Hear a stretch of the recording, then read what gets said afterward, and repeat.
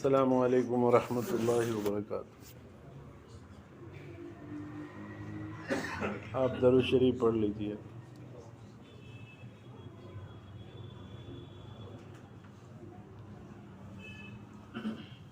جو بیچ میں جگہ خالی ہے اس کو پورا کر لیں۔ اللہ آپ کو عزت عطا فرمائیں، بہت ہی قبول فرمائیں۔ الحمدللہ رب العالمین والصلاة والسلام علی رسولہ الامین، اما بعد فاعوذ باللہ من الشیطان الرجیم، بسم اللہ الرحمن الرحیم۔ واعتصموا بحبل اللہ جمیعا ولا تفرقوا۔ اللہ تبارک و تعالیٰ فرماتا ہے میری رسی کو مضبوط پکڑ لو اور آپس میں تفریق پیدا مت کرو، اختلافات پیدا نہ کرو۔ میرے بھائیو، اللہ کی رسی کیا ہے؟ اللہ کی رسی دین ہے۔ تو اللہ تبارک و تعالیٰ یہ فرماتا ہے میرے دین کو مضبوط پکڑو اور آپس میں اختلافات پیدا نہ کرو۔ اللہ کے رسول صلی اللہ علیہ وسلم نے ارشاد فرمایا تمہاری مثال ایسی ہے جیسے ایک درخت ہوتا ہے۔ درخت سایہ بھی دیتا ہے اور پھل بھی دیتا ہے۔ لوگ اس پر پتھر مارتے ہیں، پھل بھی کھا رہے ہیں، پتھر بھی مار رہے ہیں، لیکن بیچارہ جواب نہیں دیتا۔ اسی طرح تم انسانیت کے لیے ہمدرد بنو اور انسانیت کے لیے کام کرو اور تم آپس میں متفق رہو۔ ہماری مثال ایسی ہے جیسے ایک جسم ہے، اس میں اگر پھوڑا ہو جائے تو اس پھوڑے کی وجہ سے پورا بدن حرارت محسوس کرتا ہے۔ اسی طرح اگر ایک ایمان والے کو کوئی نقصان اور تکلیف پہنچی ہے تو سارے ایمان والے اس کی دکھ اور تکلیف میں شریک ہو جائیں۔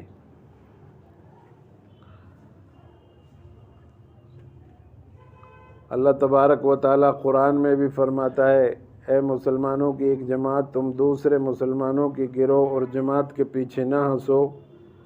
جن کے پیچھے تم ہنس رہے ہو ممکن ہے وہ تم سے بہتر ہوں ایمان اور عمل میں۔ کوئی لمبا آدمی ہے تو اس کو لمبو کہہ کر نہ پکارو، کوئی پستہ قد کا ہے تو اس کو چھوٹو کہہ کر نہ پکارو، کوئی پیر سے معذور ہے تو اس کو لنگڑا نہ کہو، کوئی ایک آنکھ سے معذور ہے تو اس کو ایک آنکھ والا نہ کہو، کوئی کالا ہے تو اس کو کالا کہہ کر نہ پکارو، کوئی گورا ہے تو اس کو گورا کہہ کر نہ پکارو، بلکہ اچھے ناموں سے انسانوں کو پکارو۔ اور اسی طرح اللہ تبارک و تعالیٰ عورتوں کو، ایمان والی عورتوں کو خطاب فرماتا ہے قرآن مجید میں اے ایمان والی عورتوں، تم دوسری ایمان والی عورتوں کے پیچھے نہ ہنسو، ممکن ہے جن کے پیچھے تم ہنس رہی ہو تم سے ایمان اور عمل میں بہتر ہوں۔ اس طرح اللہ تبارک و تعالی ہمیں حکم دیتا ہے کہ تم آپس میں بھائی بھائی بن کے رہو۔ انما المؤمنون اخوہ،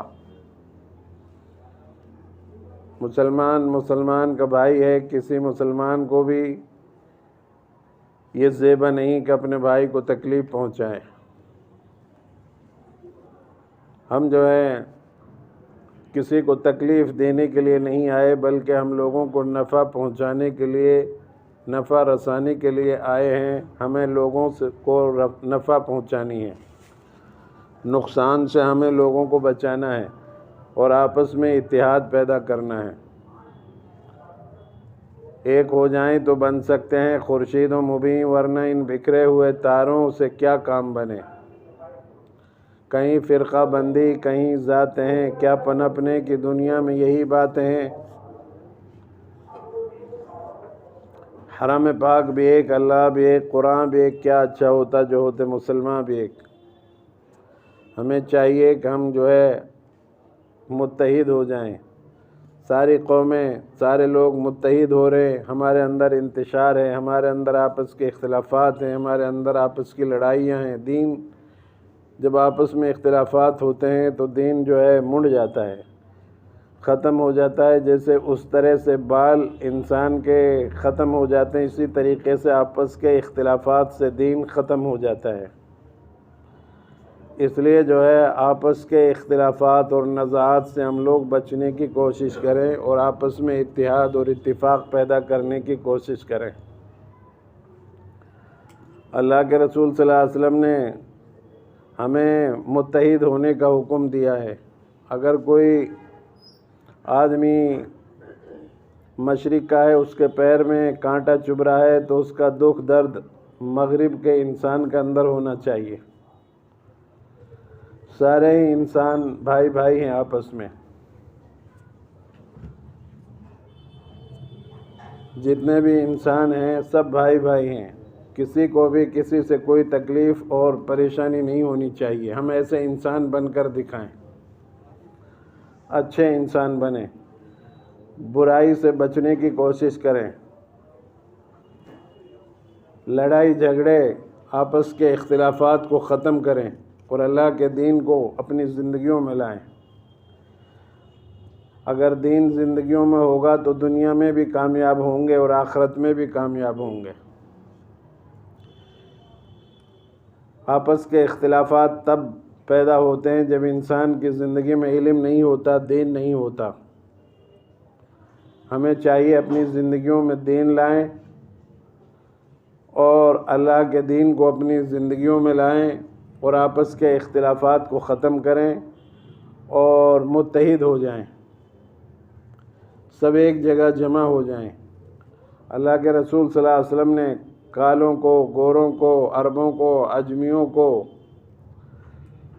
چھوٹوں کو، بڑوں کو، سب کو ایک جگہ جمع کر دیا اور ساری رسم و رواج کو ختم کر دیا، کیونکہ اب تمہارے لیے میں یہ دین منتخب کر کے جا رہا ہوں۔ اگر تم اس پہ جمے رہے، اس کو پکڑے رہے تو کبھی گمراہ نہیں ہوگے، اور اگر تم اس سے ہٹے، قرآن اور حدیث سے ہٹے تو تم گمراہ ہو جاؤ گے، پھر تمہارا دنیا میں پرسان حال کوئی نہیں ہوگا۔ اس لیے میرے بھائیوں، ہم جو ہیں آپس میں اتفاق اور اتحاد پیدا کرنے کی کوشش کریں۔ یہ جو دنیا کی زندگی ہے یہ مستقل زندگی نہیں ہے، بلکہ یہ تو فانی ہے، کیونکہ اس میں دوام نہیں ہے، ٹھہراؤ نہیں ہے، جماؤ نہیں ہے۔ آج ہم بول رہے ہیں، کھا رہے ہیں، پی رہے ہیں، چل رہے ہیں، سانس لے رہے ہیں، بس ایک دن ایسا آئے گا ہمارا یہ جسم تو ہوگا لیکن ہم نقل و حرکت سے قاصر ہو جائیں گے۔ ہاتھ ہوں گے لیکن کسی چیز کو پکڑ نہیں سکیں گے، پیر ہوں گے لیکن ہم چل نہیں سکیں گے، آنکھیں ہوں گی لیکن ہم دیکھ نہیں سکیں گے، کیونکہ جسم بے جان ہو جائے گا، دل کی دھڑکنیں رک جائیں گی، دماغ ساکت ہو جائے گا، اس جسم پر موت کو طاری کر دیا جائے گا۔ جو یہاں آیا ہے اس کو جانا ہے۔ ہم اس دھوکے میں نہ رہیں کہ موت بڑھاپے میں آئے گی، موت بیماری کے عالم میں آئے گی، جوانی میں موت نہیں آئے گی، یہ ہماری غلط فہمی ہے۔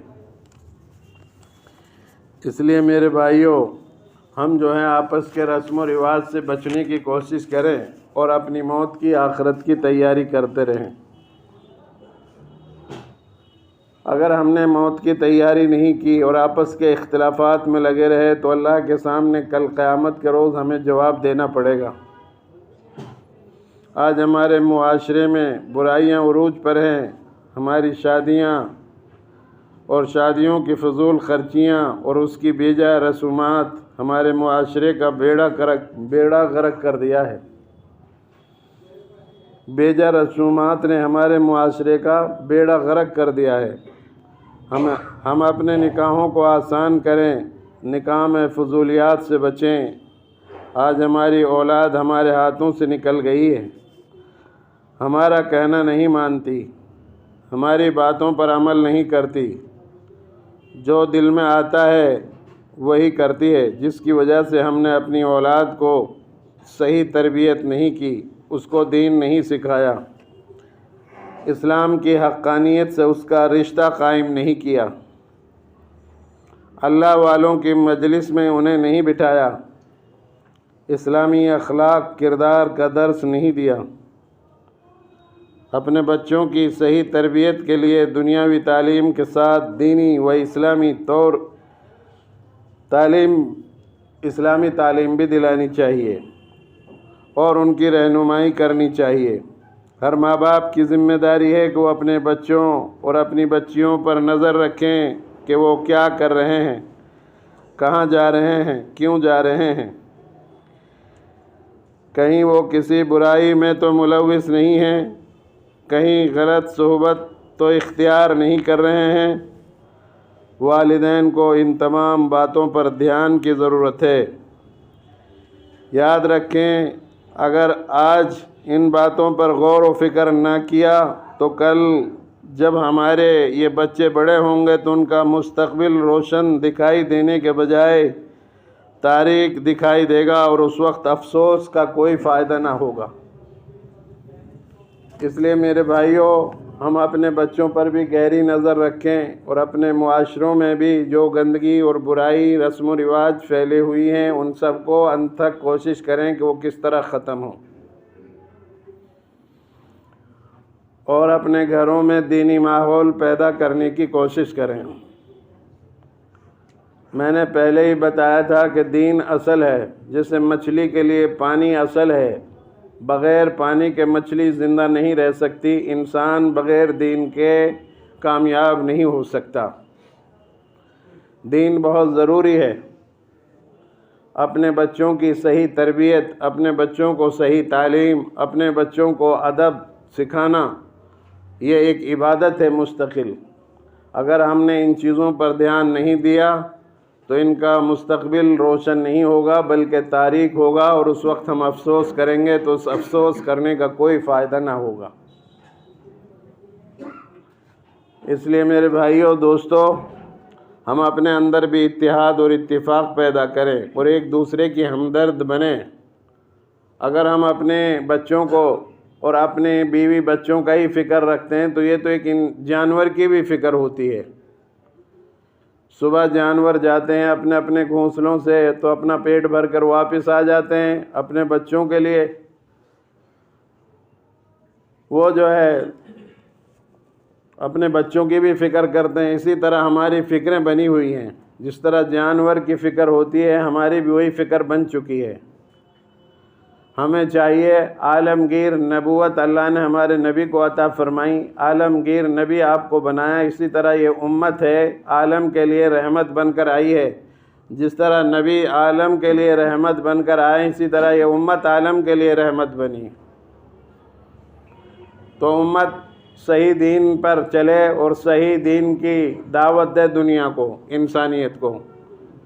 جن کو سبق صحیح نہیں سکھایا گیا ان کو صحیح سبق سکھائیں، آداب زندگی سکھائیں، اور خود بھی اپنی زندگی کے اندر ادب لانے کی کوشش کریں، برائی بد اخلاقی سے دور رہنے کی کوشش کریں۔ میرے بھائیوں، اخلاق سے انسان کی پہچان ہوتی ہے، اس لیے اپنے اخلاق کو بہتر بنائیں اور لوگوں کے لیے۔ رسول اللہ صلی اللہ علیہ وسلم نے اپنے صحابہ سے فرمایا تھا، یہ بتاؤ دین کا، اسلام کا سب سے مضبوط عمل کون سا ہے؟ تو صحابہ نے مختلف جوابات دیے، آپ ان کی تردید کرتے رہے، پھر آپ نے فرمایا اسلام کا جو مضبوط عمل ہے وہ اخلاق ہے۔ اسلام جو ٹکا ہوا ہے وہ اخلاق پر ٹکا ہوا ہے۔ اس لیے میرے بھائیوں، ہم اپنے اخلاق کو بہتر بنائیں اور اخلاق کے ساتھ ساتھ اپنی آخرت کے لیے تیاری کریں، اور عصبیت، علاقائیت، قومیت اور برادریت سے بچیں۔ ہمارے اندر برادریت بہت زیادہ ہے، عصبیت بہت زیادہ ہے، علاقائیت بہت زیادہ ہے، یہ سب ختم کریں۔ علاقہ بعد میں، پہلے ہم مسلمان ہیں، فرقے بعد میں، پہلے ہم مسلمان ہیں۔ ہم آپس میں محبت اور اتحاد اور اتفاق اپنے اندر پیدا کرنے کی کوشش کریں۔ کھینچ رہا ہے جو رکشہ، بیٹھا ہوا ہے جو رکشے پر، ہر انسان برابر ہے، ہر ایک کمان برابر ہے۔ ہم جو ہے ایک دوسرے کا اکرام کریں۔ انسان چاہے غریب ہو، امیر ہو، شہر کا ہو، دیہات کا ہو، وہ انسان ہوتا ہے، اس کا اکرام، اس کی عزت ہونی چاہیے۔ حدیث پاک میں آتا ہے کوئی آدمی کسی بڑے آدمی کی جو اپنے سے عمر میں بڑا ہے اس کا اکرام کرے، اس کی عزت کرے، تو اللہ تبارک و تعالیٰ اس نوجوان بچہ جو اکرام کرتا ہے کسی بڑھاپے کی وجہ سے، تو اس کو بھی بڑھاپے کی عمر عطا فرمائے گا اور اس کو ایک نوجوان کھڑا کرے گا جو اس کے بڑھاپے میں اس کا اکرام کرے گا، اس کی عزت کرے گا، اس کو سلام کرے گا۔ ہم کسی کی اکرام کریں گے، عزت کریں گے تو دوسرے لوگ بھی ہمارا اکرام کریں گے، عزت کریں گے۔ اگر ہم کسی کی عزت اور اکرام نہیں کریں گے تو اور لوگ بھی ہماری عزت اور اکرام نہیں کریں گے۔ بہرحال ہم جو ہے اپنے اندر برائیاں پیدا نہ ہونے دوں، اختلافات کو ختم کریں، اپنے اخلاق کو بہتر بنائیں، رسم و رواج کی زندگی سے بچیں اور آپس کے نزاعات اور جھگڑے اور لڑائیوں سے بچیں اور ایک ہو جائیں، متحد ہو جائیں، اتفاق کے ساتھ رہیں۔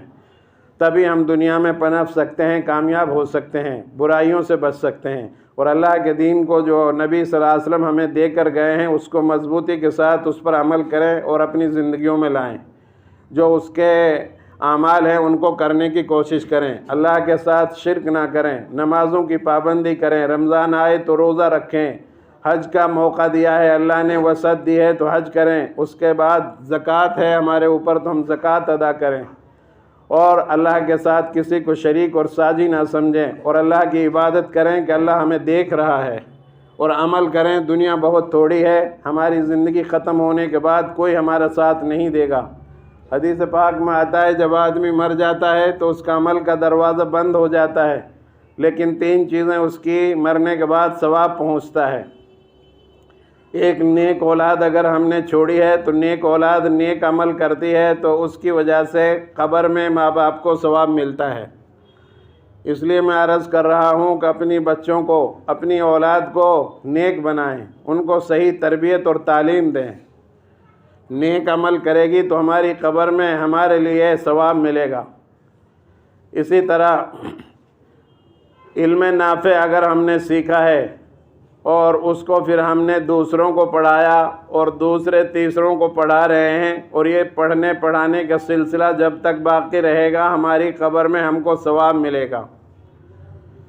اس لیے علم دین حاصل کر کے اس کو اشاعت کریں، اس کو آگے پھیلائیں تاکہ ہماری قبر میں ہمارے لیے ثواب کا ذریعہ بن جائے۔ تیسری بات ہے صدقہ جاریہ۔ ایک صحابی رسول اللہ صلی اللہ علیہ وسلم کی خدمت میں آئے اور عرض کیا، یا رسول اللہ صلی اللہ علیہ وسلم، میں جہاد کے سفر میں تھا، گھر پر موجود نہیں تھا، میری ماں پیچھے سے انتقال کر گئی، اگر میں گھر پہ ہوتا تو مجھے وہ کچھ وصیت کرتی اور میں اس کی وصیت کے مطابق اس کے مرنے کے بعد کے لیے کچھ عمل کر دیتا، لیکن میں اس کے پاس موجود نہیں تھا اس لیے اس نے مجھے کچھ نہیں کہا۔ اب میں چاہتا ہوں اپنی ماں کو، روح کو ثواب کیسے پہنچاؤں، اس کے لیے کیا شکل ہے؟ تو آپ صلی اللہ علیہ وسلم نے اس وقت کے اعتبار سے فرمایا، تم اس کے لیے پانی کا انتظام کرو، نہر کھدواؤ یا کنواں کھدواؤ، لوگ اس سے پانی پیتے رہیں گے، اس کی روح کو اس کا ثواب ملتا رہے گا۔ تو میرے بھائیوں، اس زمانے میں نہر نہیں کھودی جا سکتی، کنواں نہیں بنایا جا سکتا، لیکن پانی وغیرہ کا انتظام تو کیا جا سکتا ہے، رفاع عام کے کام تو کیے جا سکتے ہیں۔ سڑک پر کوئی پتھر پڑا ہوا ہے جس سے ایکسیڈنٹ ہونے کا خطرہ ہے، آپ اسے تو ہٹا سکتے ہو۔ کوئی کانٹا دار ٹہنی یا درخت کی شاخ پڑی ہوئی ہے جس سے لوگ پریشان ہو رہے ہیں، ایکسیڈنٹ ہو سکتا ہے، آپ اسے ہٹاؤ تو آپ کی مغفرت کر دے گا اللہ پاک۔ یہ چھوٹی چیز سمجھ کر اس کو ترک نہیں کرنا چاہیے، چھوٹی چھوٹی چیزوں کو بڑا سمجھ کر کرنا چاہیے۔ یہ بھی دین کے کام ہیں، یہ بھی نفلی نماز سے، صدقہ سے زیادہ بہتر ہیں۔ اس لیے ہم جو ہیں ایسے رفاع عام کے کام کو کریں، اور ہمارے ماں باپ دنیا سے جا چکے ہیں، ان کی روح کے لیے ایصال ثواب کریں، قرآن پڑھیں، روزانہ صبح شام قرآن کی تلاوت کریں، صدقہ اور خیرات کریں، نیک کام کریں، نیک بول بولیں، بد کلامی فحش کاموں سے بچنے کی کوشش کریں، اپنی آنکھوں کو گندی تصویرات کو دیکھنے سے بچائیں۔ اللہ کے ذکر کے لیے تھوڑا سا وقت نکالیں، اللہ کے دین کے لیے اس میں درس میں بیٹھا کریں۔ عصر کے بعد میں حدیث کا درس کرتا ہوں، آپ حضرات اس میں شریک ہویا کریں۔ عشاء کی نماز کے بعد قرآن کا درس ہوتا ہے، آپ اس میں بیٹھا کریں۔ آپ کو اگر کوئی دینی مسائل معلوم کرنے ہیں تو عصر سے لے کر عشاء تک میں باہر بیٹھتا ہوں، آپ دینی مسائل حل کرائیں اور اعمال کے بارے میں پوچھ لیا کریں۔ اگر کوئی ضرورت ہو تو دینی رہنمائی کی تو میں اس کے لیے موجود ہوتا ہوں۔ بہرحال سمجھ کر سیکھ کر کے اپنے علماء سے تعلق جوڑ کر دین کو سیکھیں اور ان سے محبت کریں، برائیوں سے بچنے کی کوشش کریں۔ دعا ہے اللہ رب العالمین مجھے بھی آپ سب کو عمل کرنے کی توفیق عطا فرمائیں۔ وآخر دعوانا ان الحمد للہ رب العالمین۔